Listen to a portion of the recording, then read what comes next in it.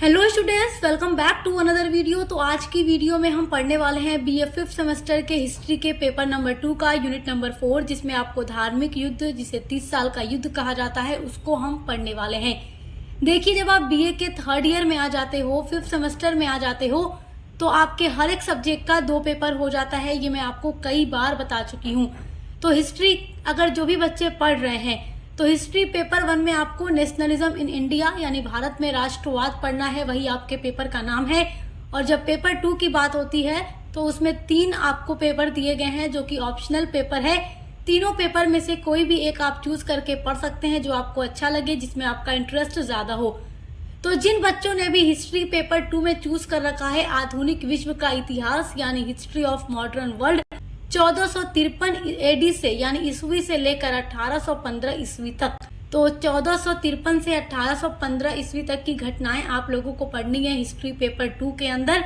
तो आज की वीडियो में हम यूनिट नंबर 4 को स्टार्ट करने वाले हैं। इसके पहले की सारी यूनिट्स मैं कंप्लीट करवा चुकी हूँ और हिस्ट्री पेपर 1 की ऑल यूनिट्स यानी 8 यूनिट्स कंप्लीट हो चुकी है हमारे चैनल पर। और अदर जो पेपर हैं उनके लिए भी जल्द क्लासेस प्रोवाइड करा दी जाएंगी, तो आपको टेंशन लेने की बिल्कुल भी जरूरत नहीं है। ये एक ऐसा चैनल है जहाँ पर हर एक सब्जेक्ट की क्लासेस कराई जाती है, एग्जाम की तैयारी कराई जाती है। अब बात करते हैं आपके टॉपिक पर। चलिए देखिए, धार्मिक युद्ध। जब आप लोग इससे पहले वाला टॉपिक पढ़ रहे थे, धर्म सुधार आंदोलन, जो मार्टिन लूथर के द्वारा यूरोप में चलाया गया था कैथोलिक चर्च में व्याप्त भ्रष्टाचार और बुराइयों को समाप्त करने के लिए, तो मार्टिन लूथर ने जो आंदोलन चलाया था वो आंदोलन था धर्म सुधार आंदोलन, जिसको उन्होंने प्रोटेस्टेंट नाम दिया था। प्रोटेस्टेंट आंदोलन के नाम से वो जाना जाता था और बाद में जाकर के वही प्रोटेस्टेंट आंदोलन एक अलग संप्रदाय का रूप ले लेता है और एक अलग धर्म के नाम से ये विख्यात हो जाता है। मतलब जो ईसाई धर्म था यूरोप का, वही एक प्रमुख धर्म था, आज भी है। तो ईसाई धर्म में कैथोलिक और प्रोटेस्टेंट 2 शाखाएं बढ़ गईं। और जो ये प्रोटेस्टेंट था, प्रोटेस्टेंट धर्म जो था, ये कैथोलिक चर्च का विरोध करता था। कैथोलिक चर्च में व्याप्त भ्रष्टाचार और बुराइयों को समाप्त करने की ये बात करता था। तो इस तरीके से ईसाई धर्म 2 गुटों में बढ़ चुका था। ये आप इससे पहले पढ़ चुके हैं और उससे पहले पुनर्जागरण जब मैंने आपको पढ़ाया तो भी आप पढ़ चुके हैं। तो वही चीजें जो थी यूरोप में कि ईसाई धर्म 2 गुटों में बढ़ चुका है, प्रोटेस्टेंट और कैथोलिक। तो उन्हीं के बीच में एक तनाव बनता है, एक संघर्ष बनता है, और ये धार्मिक संघर्ष था प्रोटेस्टेंट और कैथोलिक के बीच में। तो वही धार्मिक संघर्ष धीरे धीरे एक युद्ध का रूप ले लेता है और ये युद्ध 30 साल तक चलता है। तो ये जो युद्ध शुरू हुआ था, कहीं ना कहीं इसकी पृष्ठभूमि धार्मिक थी। ये प्रोटेस्टेंट और कैथोलिक धर्म में संघर्ष और तनाव के कारण शुरू हुआ था। लेकिन आप आगे चलकर देखते हैं कि ये युद्ध धार्मिक तनाव और संघर्ष तो जरूर था, लेकिन ये राजनीतिक संघर्ष भी बन जाता है। तो कहीं ना कहीं ये धार्मिक तनाव और राजनीतिक महत्वाकांक्षाओं का एक कारण था, एक परिणाम था। चलिए, 30 साल का जो युद्ध था 1618 से लेकर 1648 तक यूरोप में लड़ा गया था, यानी 30 साल तक ये युद्ध लड़ा गया। ये एक विनाशकारी धार्मिक युद्ध था। यूरोप में धर्म सुधार आंदोलन के बाद क्या होता है, ईसाई जो धर्म था उसमें एक नई शाखा देखने को मिलती है और वो नई शाखा प्रोटेस्टेंट था, जिस कारण ईसाई धर्म जो था वो 2 गुटों में बढ़ चुका था। यह मुख्य रूप से कैथोलिक और प्रोटेस्टेंट शक्तियों के बीच में लड़ा गया युद्ध था, 30 साल का युद्ध। तो देखो, जब भी कोई 2 गुटों में बढ़ जाएंगे तो आपस में लड़ाई झगड़ा संघर्ष पैदा होगा। तो वही संघर्ष था और वही संघर्ष 30 सालों तक चलता है, जिसे इतिहास में 30 साल के युद्ध के नाम से जाना जाता है। यह एक धार्मिक युद्ध था, लेकिन धीरे धीरे यह राजनीतिक महत्वाकांक्षाओं और क्षेत्रीय संघर्षों में बदलता चला गया। क्योंकि देखो, ये तनाव शुरू हुआ था धार्मिक तनाव से, ये युद्ध शुरू हुआ धार्मिक तनाव के कारण। लेकिन जब आप आगे इस युद्ध को डिटेल में पढ़ते हैं, 30 साल के युद्ध को, तो आप इसके कई सारे कारण देखते हैं। पहला तो धार्मिक कारण, उसके अलावा राजनीतिक महत्वाकांक्षाएं भी आपको देखने को मिलेंगी, क्योंकि यूरोप की जो महत्वपूर्ण और शक्तिशाली देश थे, जो यूरोप की अलग अलग शक्तियां थी, वो चाहती थी कि यूरोप के अलग अलग जगहों पे अपना साम्राज्य स्थापित किया जाए, अपना वहां प्रभुत्व स्थापित किया जाए, अपना शासन स्थापित किया जाए। तो कहीं ना कहीं धार्मिक और राजनीतिक दोनों ही इसका प्रमुख कारण था। तो जैसा कि मैंने आपको बताया कि ये एक धार्मिक युद्ध था जो प्रोटेस्टेंट और कैथोलिक के बीच संघर्ष और तनाव से शुरू हुआ था, लेकिन धीरे धीरे यह राजनीतिक महत्वाकांक्षाओं और क्षेत्रीय संघर्षों में बदलता चला गया, क्योंकि युद्ध में जो प्रमुख शक्तियां शामिल थीं, जैसे कि पवित्र रोमन साम्राज्य, हैब्सबर्ग हो या फ्रांस हो, स्वीडन हो, डेनमार्क हो, स्पेन, ये सारी यूरोपीय शक्तियां इस युद्ध में शामिल थी। और इन सभी का एक और मकसद बनता चला जा रहा था कि वो अपना यूरोप में अलग अलग क्षेत्रों पर अपना राज्य स्थापित करें। तो राजनीतिक महत्वाकांक्षाएं भी इस युद्ध का एक कारण था। तो आप ये तो समझ गए कि 30 साल का युद्ध था क्या। 1618 से शुरू होकर 1648 तक ये युद्ध चला। इसका मेन पहला कारण तो धार्मिक था, लेकिन धीरे धीरे ये राजनीतिक महत्वाकांक्षाओं में भी बदल चुका था और यूरोप की प्रमुख शक्तियां यूरोप के अलग अलग स्थानों पर अपना राज्य स्थापित करना चाहती थी, जिनके मध्य उस कारण संघर्ष और तनाव बढ़ता चला जा रहा था और ये युद्ध इसी कारण 30 साल तक चलता रहा। आइए अब देखते हैं कि 30 साल के युद्ध के कारण क्या थे। तो इसके कारण में पहला कारण तो धार्मिक तनाव है। जैसा कि मैंने आपको बताया, कैथोलिक और प्रोटेस्टेंट के बीच में एक तनाव बढ़ गया था, क्योंकि प्रोटेस्टेंट वादी जो थे वो कैथोलिक चर्च का विरोध करते थे, उसके खिलाफ आवाज उठाते थे। तो देखिए, पवित्र रोमन साम्राज्य में कैथोलिक और प्रोटेस्टेंट के बीच तनाव बढ़ता चला जा रहा था, जिस कारण 1555 ईस्वी में एक संधि की जाती है और उस संधि का नाम है ऑक्सबर्न की संधि। इस संधि के द्वारा धार्मिक स्वतंत्रता की गारंटी दी जाती है और कैथोलिक और प्रोटेस्टेंट के बीच जो तनाव बढ़ रहा था उसको समाप्त करने की, उस मतभेद को समाप्त करने की बात इस संधि के द्वारा की जाती है। लेकिन देखिए, सम्राट फर्डिनेंड द्वितीय ने इस संधि को लागू करने से इनकार कर दिया। मतलब जब ये पवित्र रोमन साम्राज्य के शासक बनते हैं तो इस संधि को लागू करने से मना कर देते हैं, जिससे क्या होता है कि प्रोटेस्टेंट धर्म में अपने धार्मिक अधिकार को छिन जाने का डर पैदा हो गया और इस कारण ये तनाव और भी ज्यादा बढ़ता चला गया। क्योंकि देखो, जो सम्राट फर्डिनेंड थे ये कैथोलिक धर्म को मानते थे और प्रोटेस्टेंट के विरोधी थे, उसके खिलाफ थे। तो अब जब ये शासक हैं तो जाहिर सी बात है कि प्रोटेस्टेंट वादियों को लगेगा कि अब इनके धार्मिक अधिकार छीन लिए जाएंगे, जिस कारण इनके अंदर बहुत ज्यादा डर पैदा हो गया। तो जिससे कैथोलिक और प्रोटेस्टेंट में फिर से तनाव बढ़ने लगा और ये युद्ध शुरू हो गया।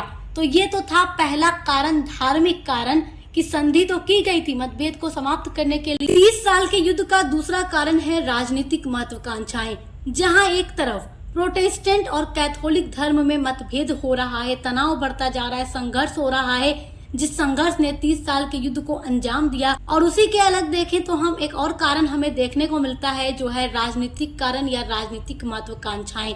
देखिए, युद्ध में कई यूरोपीय शक्तियों ने धार्मिक कारणों के साथ साथ राजनीतिक लाभ के लिए भी भाग ले लिया।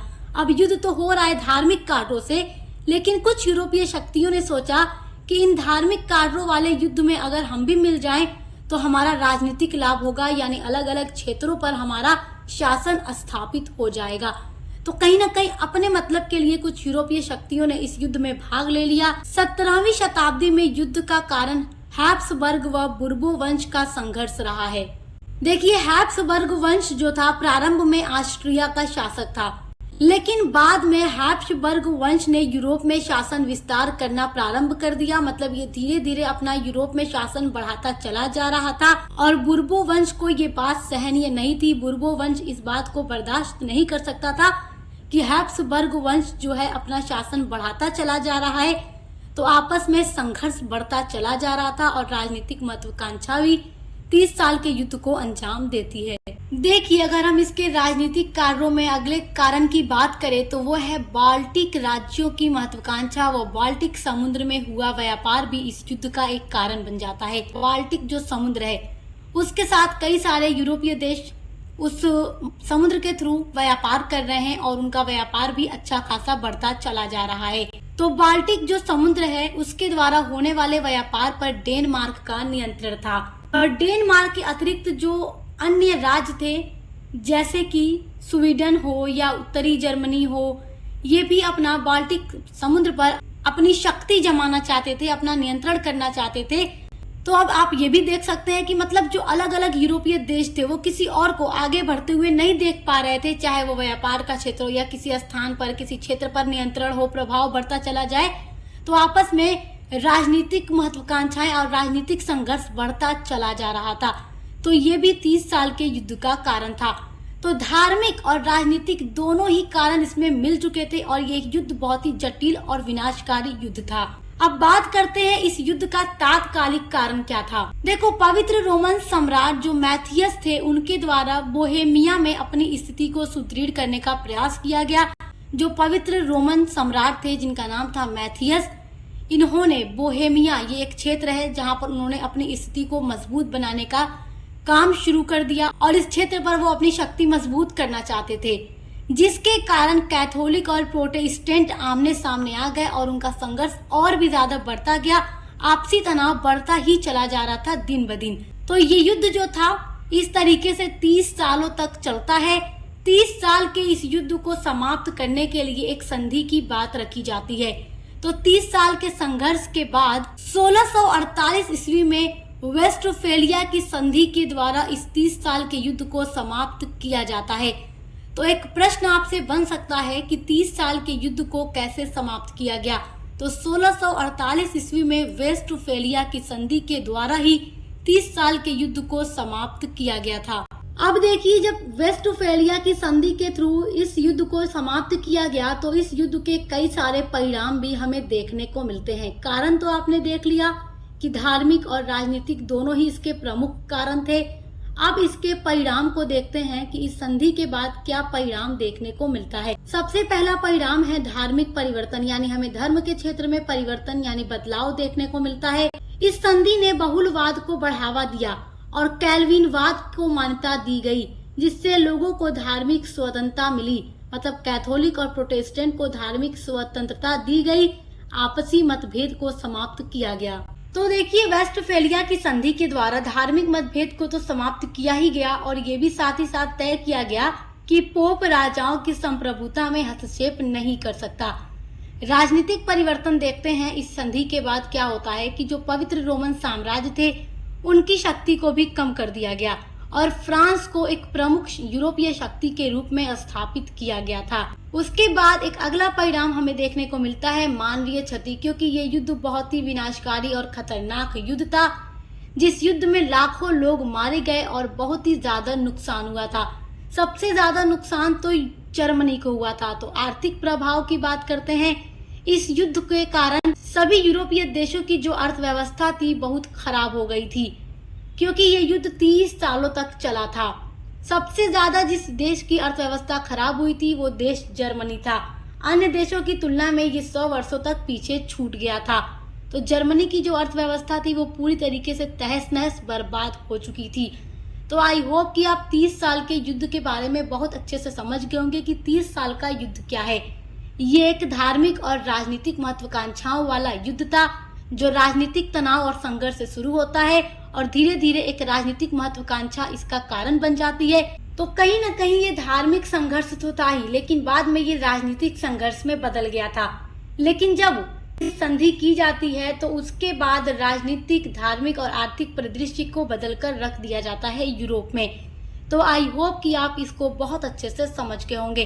तो इसी तरीके से हम आपके हर एक सब्जेक्ट की क्लासेस लेकर आ रहे हैं, एग्जाम की तैयारी करवा रहे हैं। तो चैनल पर पहली बार आया तो सब्सक्राइब करना मत भूलिएगा। अब मिलते हैं अगली वीडियो के साथ।